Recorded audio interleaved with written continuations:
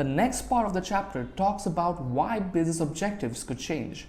Nothing in this world is constant, apart from change itself. The world of business is ever-changing and nothing lasts forever. Following are 3 examples where a business might change its objectives. First, imagine a business that survived for 3 years. Now they're established enough to aim for higher profits, and that's a change of objective right there, from survival to higher profits.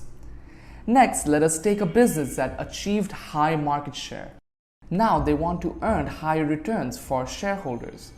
And lastly, a very successful business stuck in recession. Despite their success, they decide to have the short-term goal to just survive the rut. These are few instances where businesses may decide to change its objectives.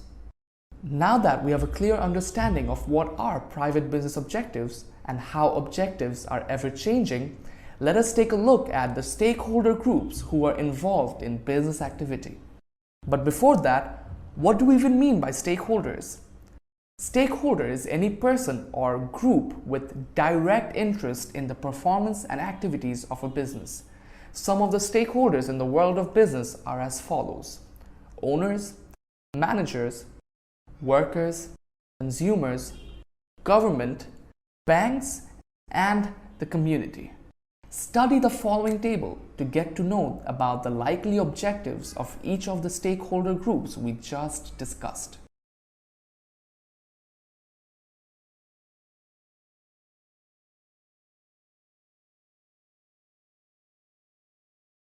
Moving on to the next part of the lecture that talks about the objectives of public sector businesses.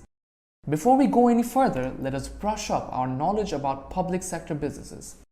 Organizations in the public sector are state or government owned. They are the ones who make the most important business decisions like what to produce, how to produce, and for whom to produce. They also decide how much to charge for the goods and services. Now that we know what we mean by public sector businesses, what objectives do these organizations have? They have mainly 3 objectives, which are as follows. First comes financial, to meet the profit targets set by the government.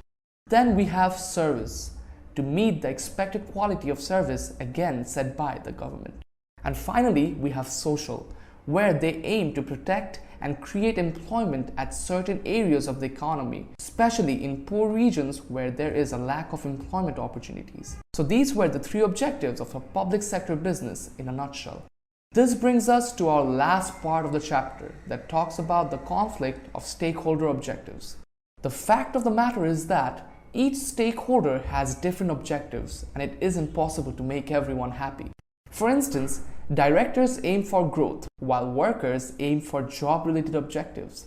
Community, on the other hand, aims for the betterment of the environment, low pollution, and job-related objectives, while consumers have the objective of getting better prices and higher quality products and services. As you can see, each stakeholder has a different objective. Therefore, managers have to compromise some objectives to achieve others, and that's where the conflict arises.